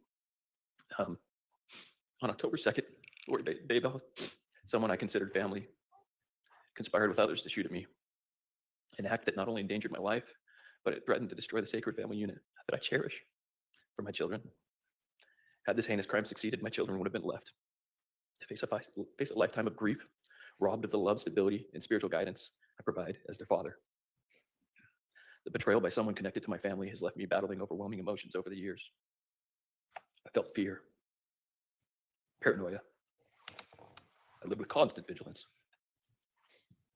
loneliness, regret, sadness, depression, anger, heartache, and embarrassment. All whilst I, striving to remain a beacon for my children, I didn't want them to see. The word family in Latin was used as a word for servant, familia. How beautiful to think of those who are family as those who we serve or who serve us freely without the thought of reward. I try to live this truth every day, serving my children with selfless dedication, nurturing their dreams, teaching them resilience, and providing a foundation of love. Lori Daybell's actions sought to tear me from the sacred role, leaving my children without the father who serves them with unwavering devotion. Trust is something that is intangible. It can almost be, excuse me. It can almost be measured in interactions with others by the speed and comfort with which we speak. We can see this inside our families. When it's present, it creates beautiful, safe spaces where human beings can grow and feel loved. As a father, I strive to cultivate this trust, fostering a haven where my children feel secure to grow and express themselves. Had I been killed, this trust would have been shattered, leaving my children vulnerable to fear, uncertainty, and struggling to rebuild the safety that they deserve. I believe the family unit is ordained of God, and as such, it can be the most safe and sacred space we have in this life. I was raised in such a unit by parents who created this for me. And my life's greatest desire is that one day my children will look back and say that I created that for them. This divine calling gives me a drive to provide a nurturing and sacred environment for my children, mirroring the love I received. The choices that were made on October 2nd by Lori and others attempted to end my life. They threatened to rob my children of this God-ordained sanctuary, denying them the legacy and safety of love I strive to build. Research underscores devastating impact of losing a father in early childhood. 20 to 30% of bereaved children develop clinical depression or anxiety, grappling with abandonment. It can hinder their ability to form healthy relationships. My children would have faced these scars and many more. Their sense of security would have been destroyed. The violent act orchestrated by Lori would have taken us. Additionally, children who lose a parent experience academic setbacks, social withdrawal. Studies show that such children face socioeconomic challenges as adults, threatening the stable future I work tirelessly to provide. Besides my children, I have extended family for whom this conspiracy's toll I will never truly know. There's no measurement system for our grief, for our stress, for their pain and their trauma. They carry a burden that was no responsibility of their own. They're good people, all of them. But they showed up. They understood what family meant. They postponed work. They postponed life. They postponed fun. They even put up their own children and their own spouses. I had to ask them and their families to keep me safe and put them in jeopardy. I was scared to stay with them for months after they shot at me and kept trying to find me. I was continually pursued when I asked my new wife to marry me. I had to do so, knowing the burden I brought to our marriage. A life filled with unwanted attention, trauma, from a conspiracy I knew nothing about until it was almost too late. This burden will never go away, but we will learn to deal with it. We can never go back. We can't fix these things. There's no way to make right all the injustice and suffering that we've endured. So my greatest hope is that we can protect others from facing it. I hope those who participated can be removed from a place where they can have a chance to hurt anyone ever again in the future. No one deserves to live a life of fear and trauma. I have friends who stood up and put their lives on hold to help me and my children. I don't know how to convey to you the fear they must have felt to just be involved with me or around me. As others conspired and continued to come looking for me, I can't imagine the impact it had on them after the fact or during, and some of them had to distance themselves to keep their family safe. Finally, this overwhelming toll and conspiracy has had so much effect on those who are called upon to uphold our laws, and to those that I employ to try to protect my family. I would include attorneys, law enforcement, juries, yourself, your staff, all the people who have to deal with this. We've spent countless hours and precious resources from our community's taxes, mine and my family's personal finances, striving to prove exactly what happened, and most importantly, to keep children safe. All of this could have gone to more productive and beneficial things to help others, but it had to be diverted because of selfishness and self-centered conspirations. Your Honor, I'm a believer in forgiveness, and I believe it can be relieving for people to let go of the feelings that I've been describing, to give them a way to their Savior, so that there's more room for good feelings and things that can come in this life. I try to practice this. I'm not perfect at it, but I have found relief in it. But I do not believe that this means that we can trust those who commit crimes to continue to have freedom that they had before. I choose to forgive Lori for myself so that I can be able to be a better father to those children I described. Be a better husband for my new wife. A better son and brother to these wonderful people who came. And a better neighbor and friend to those people who were there for me when I needed it most. But I have never seen any remorse or acknowledgement from Lori. or any of her conspirators. Only denial, shaming, and accusation. I would never feel safe if she has freedom. I will always fear her for what she would try to do, again, to hurt my family. The trauma of this attack has already shaken my children's sense of safety. It's forced me to fight through pain, and it's forced me to work to restore trust for them in this life that we live. Lori's conspiracy was an assault on the essence of familia or selfless love. It's an assault on trust, and it's an assault on the divine sanctity of what a family is and what I grew up in.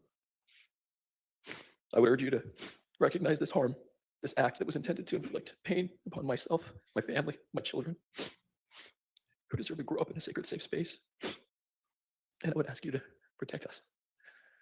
As I let go of those angry feelings and all of those things, I would ask you to protect us, keep us safe, keep these people who deserve it safe.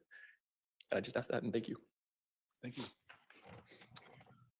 We're going to take a short recess of about 10 minutes. You may wish to remain in the courtroom in your seats, but if you do need to use the restroom, you might want to do that at this time. All right.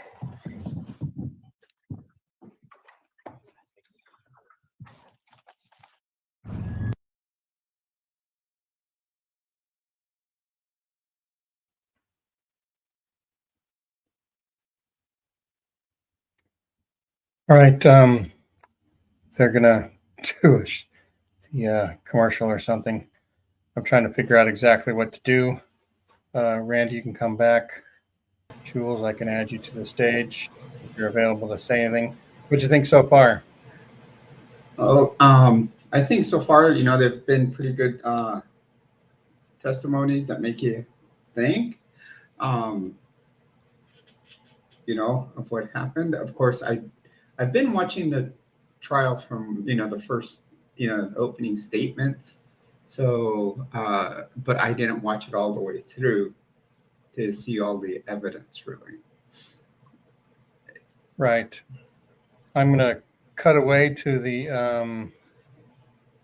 other segment in a minute. Once I find it, it'll be the judge, giving this sentence. But I think Lori gets to talk first, right? Yeah, and she should usually get full on crazy. But again, I'd like to thank Megan for sharing this live stream on her channel. I am tied in to use hers. And so let's see, I think I'm almost ready to come back in.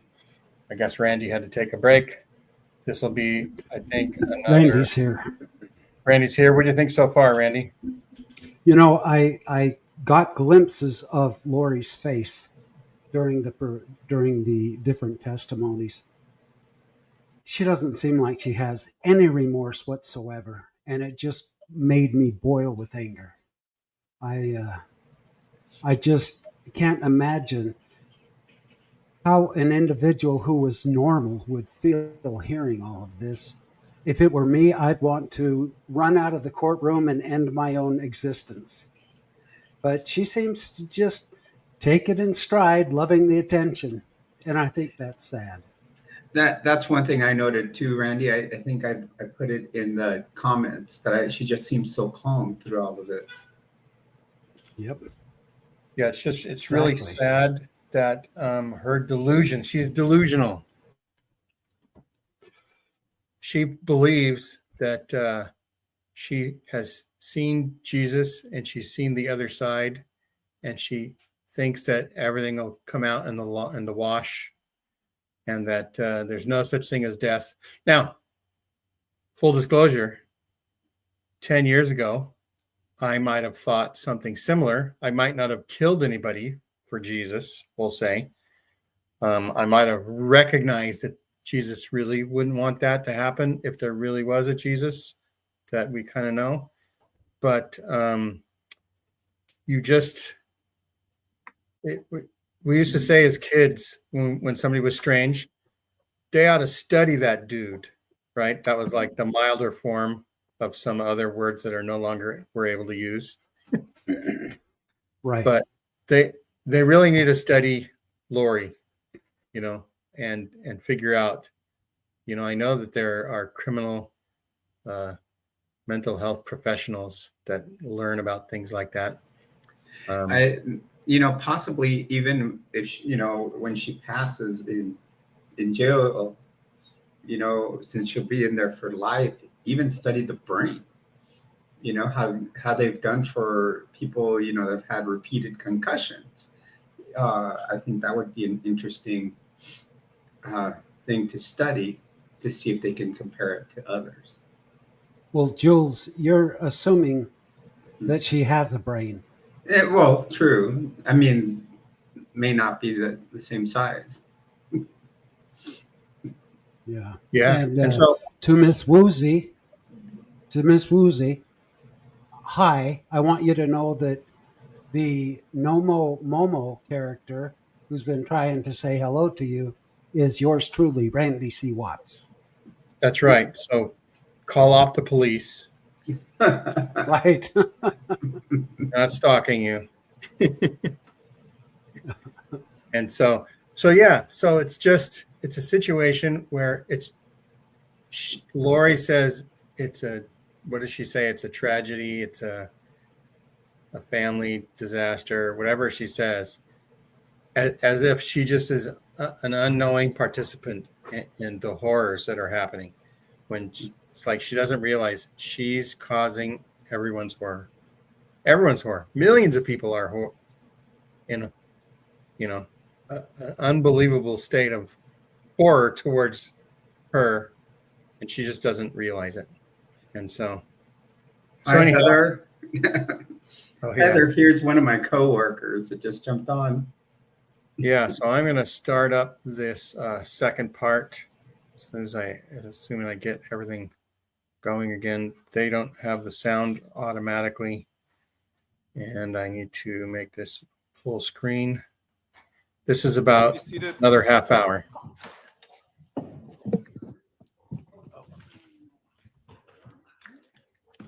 Maybe we could come back after Lori's testimony that I'm sure you're going to be thrilled to talk about in real time. Maybe Yes, I would love to do that. So I'm going to mute myself, and then we'll come back when Lori's done. Take notes, everyone.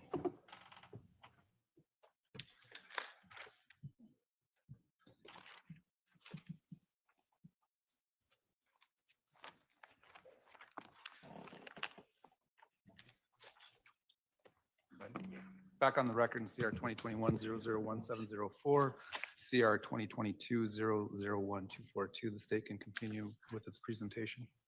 Thank you, Your Honor. This time, I would like to address the court. Okay, this is a good one. Before Lori. Lori Vallow Daybell, in the jury trial for Charles Vallow, told the jury that the case and murder was about a family tragedy. In her next trial, she told the jury, again in the shooting of Brandon Boudreaux, that this was a tragedy. And while she's been in custody, she has agreed to speak to the media 4 times. And she has again spouted off that this was a family tragedy. A tragedy is a disastrous event, a calamity, a misfortune.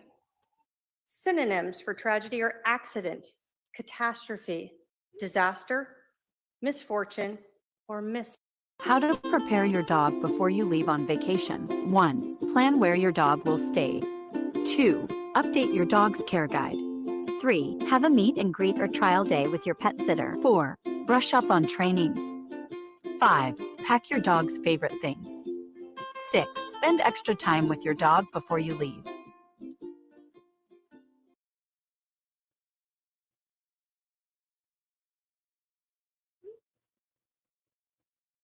What if one simple chew could turn constant itching into complete comfort?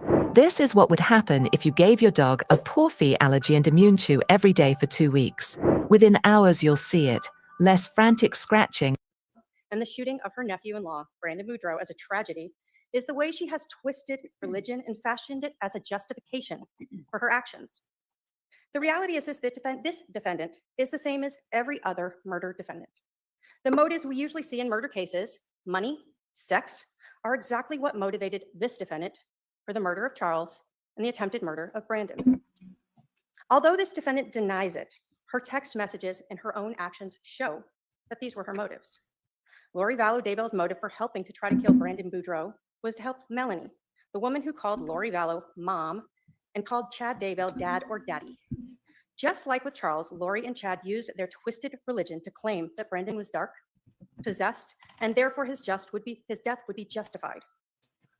Brandon's death would have given Melanie money, the same motive as with Charles. The only difference was this money was for Lori's, quote, daughter, Melanie. The court has presided over these two trials and has heard all of the evidence. The court has accepted the verdicts from both juries. And this court accepted this defendant's admission of statutory aggravating factors in both cases: the presence of an accomplice, the use of a deadly weapon, and for Charles's trial, the infliction of emotional harm on Charles's family. The court is legally permitted to find any other aggravating factors and to give each of them the appropriate weight or value. Emotional harm is a very strong aggravating factor that exists for both Charles's family and Brandon and his family. But how do you give the appropriate weight or value to the aggravating factor of emotional harm? The defendant admitted it exists, but that doesn't provide this court with the facts to really weigh the harm that this defendant sentenced these families to. So I want to start first with Charles's family and their emotional harm. Charles Vallow has 5 siblings. He has nieces and nephews. He has 2 sons from his first marriage, Cole and Zach. He had JJ and Tylee and Colby, and he had so many friends. You've heard from Charles's sisters and brothers. Charles regularly visited them. He talked with them regularly, and each sibling has suffered extreme harm as a result of this defendant. We didn't hear from Bobby today, one of Charles's brothers. When I first spoke with Bobby, he told me a story of March of 2019. Charles was visiting. Bobby talked to Charles, and Charles told him that Lori was trying to kill him and that she was going to kill him for his insurance money. Bobby told me how Charles was crying as he spoke and how difficult it was for him to talk to him about this. Bobby told me how much he misses Charles and that it felt like someone had cut off an arm or a leg. That's the pain that he suffers to this day. When I spoke with Charles's brother, Jerry, I learned how Jerry looked up to his brother and literally followed him around as a child. How they shared a love of baseball, and Charles, who was a semi-pro, tried to help his brother learn to be a better player. This is a loss that Jerry still feels every day. When I spoke with Charles's sister, Susan, she told me a story about how close her son was to his Uncle Charles and the reaction that he had when she had to tell him that his Uncle Charles had been killed, how it devastated him. When I first met Kay and her husband, Larry, I could see the exhaustion in their eyes after going through the trials in Idaho. Kay and Charles were exceptionally close, and it was clear to me that Kay would do whatever was needed to ensure that her brother got justice. And she has been here many, many days. But one of the most disturbing parts of this case that gives so much weight to the aggravating factor of emotional harm and shows how callous, how self-centered, how uncaring, and how narcissistic this defendant is the text messages that she sent to Charles Vallow's sons, Zach and Cole, on July 12th, the day after Charles died. She let them know via a text message that their dad was dead. She wrote, quote, "Hi, boys. I have very sad news. Your dad passed away yesterday. I'm working on making arrangements, and I'll keep you informed with what's going on. I'm still not sure how to handle things. Just want you to know that I love you, and so did your dad." One of Charles's sons texted back, "Lori, what happened?"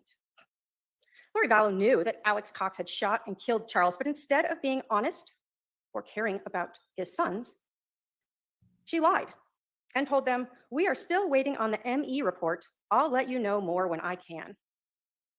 Charles's sons texted again and again, and at one point, one of them indicated, "You can't just tell us Dad died and disappear." On July 15th, one of Charles's sons texted Lori and said, quote, "Okay, Lori, it's been 3 days. You let us know our father passed away over a text message. 3 days and we haven't heard from anyone. The only information we have is the one text from you saying he passed away. You disappeared after that. We need any information you have. What happened? When did it happen? How did it happen? Where is he now? Are there any funeral plans? We talked to him all the time and now he's gone. He was our dad and we loved him very much. We deserve answers." Lori Vallow Daybell never answered their questions about what happened to their dad. Instead, she lied to them and said she was planning to cremate Charles and take all of them to Hawaii to spread his ashes. Instead, this defendant FedExed Charles's ashes to Louisiana and took Chad Daybell to Hawaii.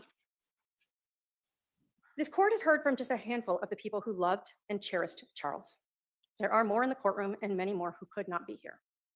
Each one of them will never be complete again. This defendant damaged every one of Charles's family members and friends when she helped orchestrate his murder.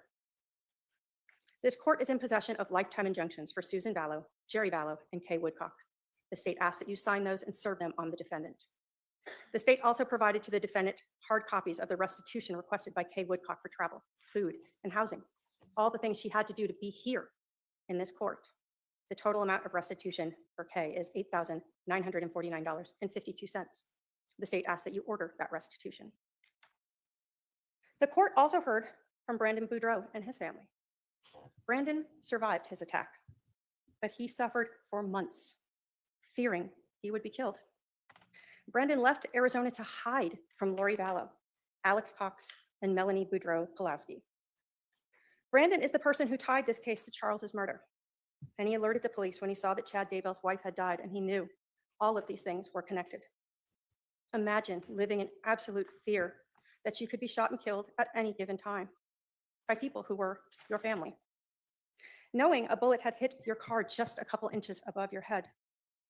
This is the emotional harm that this defendant thrust upon Brandon and his family. The court is in possession of lifetime injunctions for Brandon Boudreaux, and the state asks that you sign it and have it served upon the defendant. Brandon asks to keep restitution open. You will be requesting that later. As I said earlier, the court has to weigh all of the aggravating factors that have been stipulated to by this defendant, all of the aggravating factors laid out in the state's sentencing memorandum, and the aggravating factors expressed to this court by the next of kin and victims, against any alleged mitigating factors this defendant might present. There is no doubt that the aggravating factors substantially outweigh any alleged mitigation. The volume and weight of this defendant's actions and the aggravating factors support running each of these defendants' convictions consecutively to the others. Because of all of the aggravation, this defendant's actions, the state requests that this court run Brandon Boudreaux's case consecutively to Charles Vallow's case, and that these two conspiracy to commit first-degree murder. Welcome to today, the day where you no longer have The defendant's Idaho murder case, CR 22-21-1624. Thank you. All right. Would the defendant like to address the court or present any witnesses? Yeah, sure. Can I remain sitting? Go ahead.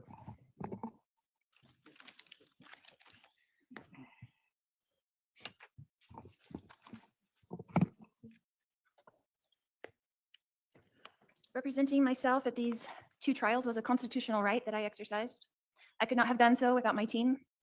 Annalena Ramirez, my paralegal, Jeff White, my investigator, and Pamela Hicks and Robert Abernathy, my advisory counsel. I acknowledge their diligence and hard work in helping me exercise that right. They worked tirelessly and I appreciate them. Representing myself, I have learned much about the law through this process, and I'm grateful for the knowledge that I have gained. Knowledge is eternal, and it is only love and the knowledge that we acquire in this life that we take with us into the next.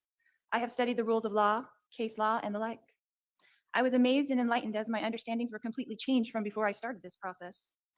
Before this long court journey, I only had basic understanding of the judicial process. I was of the understanding that both parties would be able to get up at a trial and each tell their side of the story, but I soon learned that the rules of law do not allow that. Actually, they do. The process is much more complex than that. It is not designed for that, although the Constitution of the United States was designed for that. The rules of law negate most of that. As a defendant, I was precluded from calling several witnesses. Other witnesses for the defense were precluded from testifying things that they did witness. As a defendant, I was precluded from asking law enforcement specific questions. I was also precluded from admitting documents that the state turned over to the defense as discovery. The founding fathers of this country did not intend for the rules and laws of trial that have been implemented into this justice system to make it impossible for the accused to defend themselves. Their objective was quite the opposite. They advocated for a fair and impartial and speedy trial. It was never their intention for people to be sitting in jail for years and years waiting to be tried while the state continues to try to gather new evidence against them. This is what our unjustice system has become. Men and women sitting in jail for years and waiting to be heard. the constitutional right of life, liberty, and the pursuit of happiness thwarted. My case is not unique. There are many here in Maricopa County that have been in jail almost 10 years waiting to be tried. The conditions of this jail are not for long-term confinement. You do not have access to direct medical care. You do not have access to proper nutrition. You do not have access to sunlight. You do not have access to decent dental care. In fact, when you have been in Maricopa County Jail for 1 year, they come to your door and offer you a vitamin D supplement because you have not been in the sun in a year. Imagine this for years. It is inhumane. The state of Arizona, according to the law, since I am a prisoner from another state, only had 90 days in which to give me 2 speedy trials. That's 3 months. I arrived here at MCSO on November 30th, 2023. That is over a year and a half, 20 months specifically. That is over 6 times the amount of time it should have taken for me to have these 2 trials. But Arizona leaves this law up to the judge's discretion, and the judge has the power to extend your trial at his will, even though the 6th and 14th Amendment of the Constitution of the United States proclaims otherwise. 98% of all cases in Maricopa County end in plea deals where the accused plead guilty, and I'll tell you why. It's so miserable in that jail that they plead guilty so they can go to the prison and have decent food, decent sunlight, and a chance to live. 2% of all cases in Maricopa County that actually do go to trial, of all the cases that actually do go to trial, only 0.2 end in acquittal. That is 1 out of 1,200 people who go to trial go home. That's actually not the correct stat. Is that a system designed to convict you? The rules of law governing trial assure that. As you witnessed in my 2 cases, the judge supports the state to achieve this outcome. So here we are, the state of Arizona has accomplished its intention. 1, to extradite me from Idaho. 2, to convict me. And 3, to add to my ledger of lifetimes. The state used countless taxpayers' money to transport me, house me, millions of dollars to wrongly convict me on 2 charges that they made sure judicially that I could not defend myself against. I know political aspirations, raises, and job promotions were at stake, so congratulations. I was convicted in the media long before I went to trial. We all know that there was no way for me to come to Arizona and get a fair, impartial, or speedy trial. And now that fact has been proven. The state of Arizona brought me here when I was already serving 5 life sentences. Now I will serve 7 life sentences. Will that be enough? Will that be enough? I want everyone to know that I mourn with all of you. I am sorry for your pain. Losing those close to you is painful, and I acknowledge all of the pain, and I do empathize. I feel it too.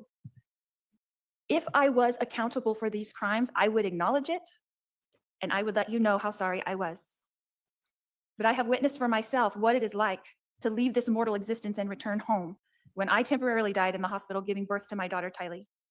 When our spirit leaves our body and we return to the pure energy state in the spirit world, we immediately no longer feel hate, anger, envy, or resentment. I promise you. We come to earth to experience these emotions, but these emotions are immediately replaced by a blissful, heightened sense of peace, love, joy, and well-being. The moment our spirit leaves our body, we feel more alive than we ever did on earth. And we have deep empathy for those we have left behind. We do not want our loved ones to grieve or be sad. We know that they will because that's a mortal experience, but they come to comfort us. We immediately know the minute you leave your body, you are aware of who you are, why you came to earth, and that we will all be together again soon, and that this separation is only temporary. All of the cares and pressures and problems immediately melt away. And after comforting our loved ones, we move on with our eternal life, continuing to pursue knowledge and wisdom and understanding in eternal progression. Heaven is a very busy and happy place where everyone is engaged in projects that they love to do. That includes Joshua, that includes Tylee, that includes Tammy, that includes Charles. No one there, none of these people are seeking revenge or justice.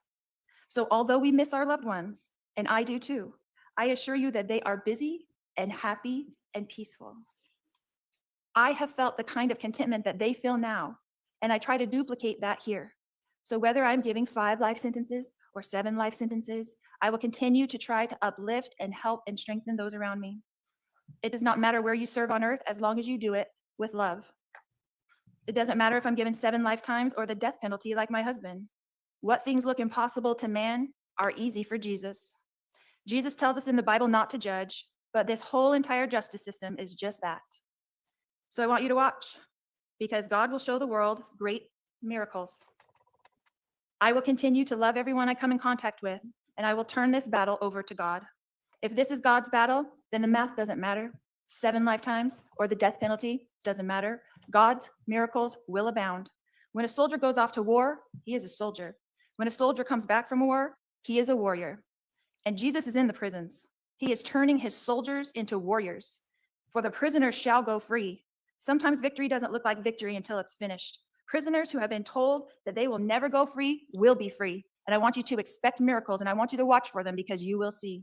We fear not what man can do, because God's warriors surround us. When the battle is relentless, and this one has been for over 6 years, remember, God is building his army of warriors in the prison system. He is turning Sauls into Pauls. When Jesus is sending his servants into the prisons to prepare his warrior team, we will be there only until this purpose is complete, and then the warriors will walk free. We are redeemed by Jesus Christ, so we are free right now, but his chains will break. Prison walls will fall. The power and majesty of God will be revealed. When Jesus is ready, he will call his warriors from the prisons, and we will walk free, and we will serve him. I will quote Moroni, the great prophet, from Moroni 8:16, and he says, "Behold, I speak with boldness, having authority from God. I fear not what man can do, for perfect love casteth out all fear."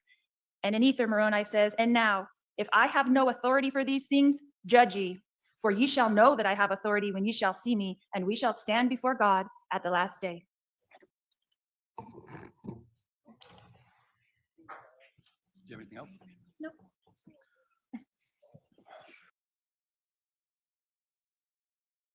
So, Randy, do you have any thoughts? Does that make you think anything at all, or does it make you dumber? You know, I read Visions of Glory, finished it last week, the same book that Lori studied and apparently gets a lot of her theories, her and Chad. I can hear it in her testimony. She's quoting from Visions of Glory. She's a frickin' nutcase, and so is the book that she was reading. I'm disgusted by her. I'm disgusted by her complete cavalier, nonchalant attitude that, yeah, so they're dead, big deal. That really burns my butt. Wow, that is a problem. Uh-oh. Uh-oh. Uh-oh. It sounds like she possessed Thomas. Thomas doesn't even like Lori. Is that? That's not my Chihuahua. No, that's Jules Thomas. Thomas is my Dalmatian, and he was perfectly quiet till she started all that. So I don't know if she's resurrecting herself as my dog. Good thing there's not 101 of them. Oh, exactly. He just started, as soon as she started on that rant, he just came over to me, jumped on my, on my lap. Of course, he didn't jump all the way on my lap because he's a 70-pound dog. And you see my subs know him. And he started going wild. So I don't know, maybe she was trying to jump into his body there with, with her rant about Visions of Glory. So yeah, and they definitely, like you said, Randy, I think she's a nutcase. I mean, right, seeing her be so calm, and then just when she started talking all that about, that we will be somewhere else or we're not dead, I mean, that was crazy. Absolutely nuts. I mean, and it was just, she sounded possessed herself, I expected her to levitate above the table there, and like you saw in The Exorcist. Two comments that I absolutely loved in this chat is Miss Woozy saying, "I half expected Jesus to appear before her, pause, say, psych, and then zoom up into the clouds." And then Jean's Twisted Religion would be a great rock group. I think that should become a rock group. Oh yeah, we had Twisted Sister. Yeah, we had a Twisted Sister. So could you have a Twisted Elder? But that's what I was thinking. I like that she quoted Moroni, the great made-up prophet invented by another psych person. Yeah. Oh my gosh. Yeah. I made a comment actually said eternal life where you can kill people without cause, but YouTube rejected it. Like, wait, YouTube, this is my channel. It's not spam. How can I be spam on my own? It's interesting to be considered you're a bot on your own channel. Right? Yeah, twisted sister. Twisted religion. So there's more, but yeah, versions of gory is what Lori has turned visions of glory into. Ain't it true? And Trevor, So I guess Gene is a scam. Vote for Pedro is all I can say. So I guess the sentencing now, huh? Yeah, so I'll start playing the sentencing. And the In judge this has day and more age where words truth for seems to her. matter little to our talking heads on the news and to our politicians, I'm proud that this trial court and through our jury trials, we draw on the collective wisdom of jurors to determine the truth. As I said in my jury instructions to the jury, it is their job to determine the truth. The defendant spent several minutes talking about statistics and being prevented from presenting her side, and that is not the truth. Maricopa County is a court of innovation. We virtually screened hundreds of jurors, and we kicked off jurors from service that had ever even heard of Lori Vallow. So when she says that she couldn't get a fair trial in Maricopa County, that is not the truth. Your cases involved 24 separate jurors who deliberated and reached verdicts on these two cases. They represent a broad cross-section of society, which means these two verdicts represent the decisions of our community, not the view of a single person, not the view of a single prosecutor, and not the view of a judge. The collective decision-making of juries helps to reduce individual biases and errors in judgment. 12 jurors in the first case unanimously agreed that proof beyond a reasonable doubt established you conspired to kill Charles Vallow. And 12 separate jurors in the second case, again with no prior knowledge of you whatsoever, no knowledge of your notoriety, unanimously agreed you conspired to have Brandon Boudreaux killed. Many people have asked why the state bothered to extradite you and bring you to Arizona, given the sentences that you received in Idaho. Trials are not just about seeking accountability or punishment from those who have committed crimes, but to give the victims of crimes justice and acknowledgement of the impact of being a victim. Justice demands not only recognition of the pain inflicted, but a firm response that upholds the dignity of every victim harmed by the actions of someone who has shown blatant disregard for humanity. You've left a wake of destruction, stretching from Louisiana, across Texas, Arizona, up to Idaho and back again. Anytime a person victimizes a single individual, the ripple effects of their actions extend far beyond the immediate harm. And you have not victimized just a single victim, but many. You've shattered lives, you've undermined trust, you've sowed fear in the hearts of many.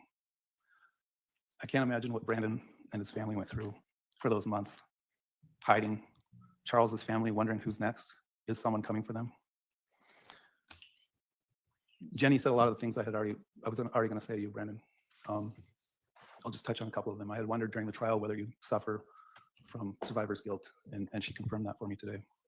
I also remember looking at you in the back of the courtroom trial, and just, you have this look about you of a wounded individual. I hope you can heal someday. To Charles's family, I just want to share with you that I'm sorry for your loss. Charles seemed like a great all-around guy. One of the exhibits that was put up during the first trial, I noticed something. He and I share the same birthday. So I'll remember him on my birthday.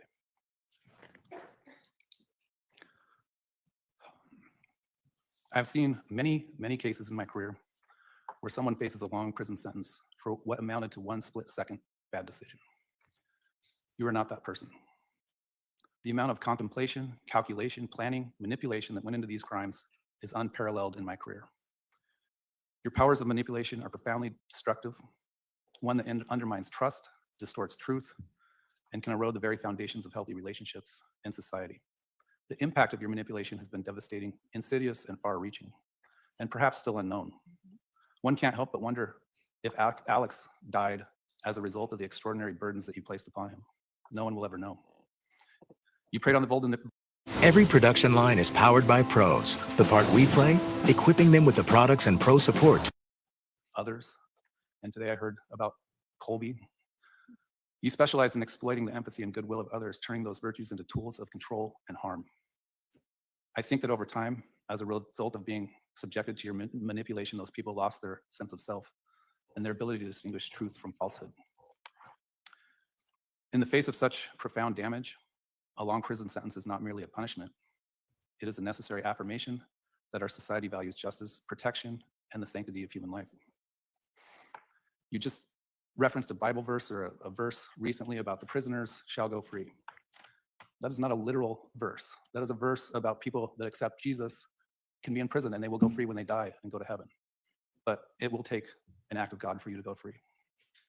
In short, you should never be released from prison.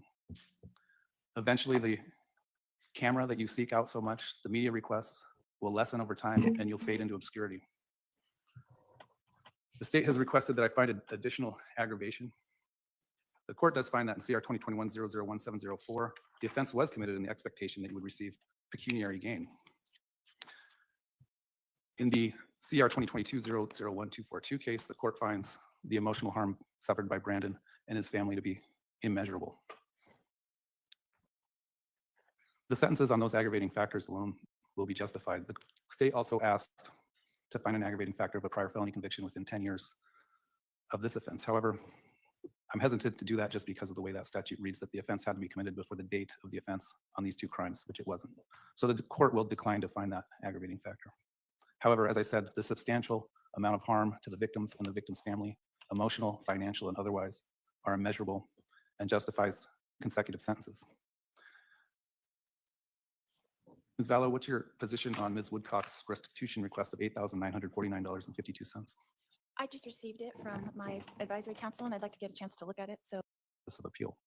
If you cannot afford copies of the necessary records and transcripts, they would be provided for you at no cost. If you want to appeal, you must file a notice of appeal within 20 days of today, or you lose that right.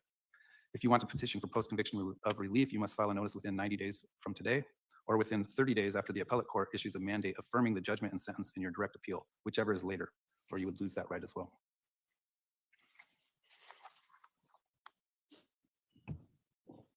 It's ordered remanding you to the Custody Department of Corrections effective today to carry out those sentences. We're at recess.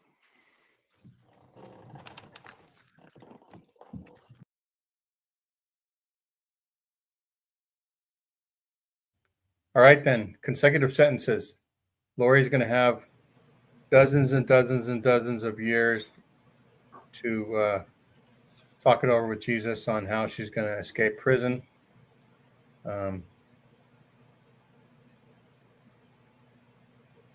I skipped a little bit of the talk about money. And final thoughts. We're just going to go for a few more minutes, let people get on with their day. But what do you think, Randy? Does she have a chance to have Jesus set her free? She's not got a snowball's chance in hell. Snowball's chance in hell. You know, she might actually find out that Visions of Glory is a fiction book, not a self-help book. Somewhat like Joseph's myth. The rename. And I'm curious why my comments aren't showing up. I think just to you and Jules. It depends. It kind of hurts my feelings. Did you link yours up at the top? Yes. Okay, I wouldn't know what that, because yeah, I see my everybody that's in my stream in there, along with my moderators, like Jason Yadira have been in there.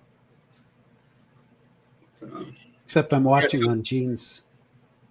Yeah, channel. so you're commenting on your channel probably, and it doesn't show up on my channel. If you're watching the YouTube, you would have to comment on the YouTube. So this is part of what we're doing today. We're trying to help Randy get into the live stream world. This was it'll probably go down in history at some point that this was the first day that Randy C. Watts live streamed in America. That's and right. So congratulations, No more, no Randy. more. Yeah. Yeah. So Gene's my daddy. He's my creator. yeah, you're my minion. I'm your puppet master. I am your. You have to get the rock from my hand. What does that make me in that movie? In that movie, on the series. Are you talking about Kung Fu? Kung Fu. Yeah. Yeah. The master. Oh, yeah. Is that am I Master Wu? What's his name? I can snatch the pebble from your hand. Once you can snatch the pebble from my hand without waking me up, I don't know what the do you have to say? Hey, Master Wu, look over there, and then grab it. Which doesn't mean that we won't be working together. It just means we'll be airing it on multiple channels. We'll be magnifying our priesthoods. Yes, our callings. The appropriate aprons. just look up Satan and Mormonism and priesthoods. The power of our priesthoods is great. But Lori, I feel, what I was going to say is Lori will have to pull what my patient did in the ER, just 8 times. Rebuild her life.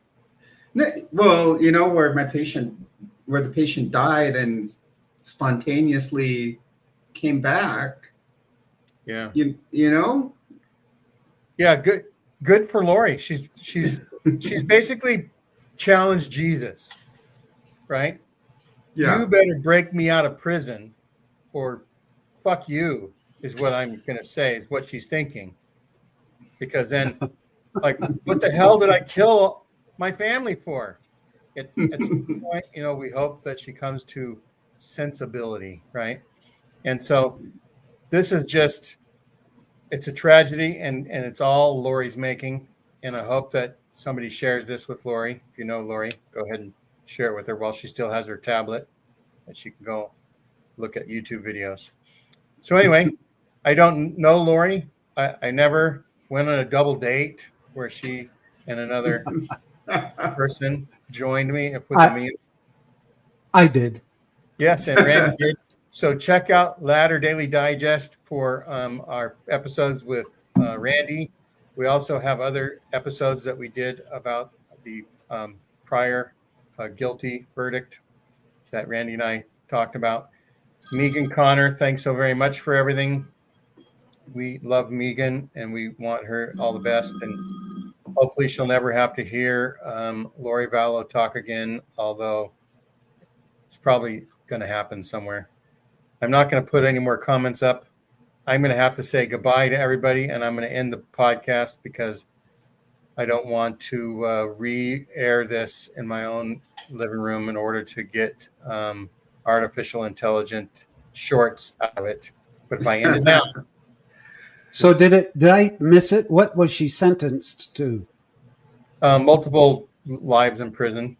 Two more life sentences. Two more life sentences. Oh, okay. So I think that makes it a total of 8, or no, she said total of 7.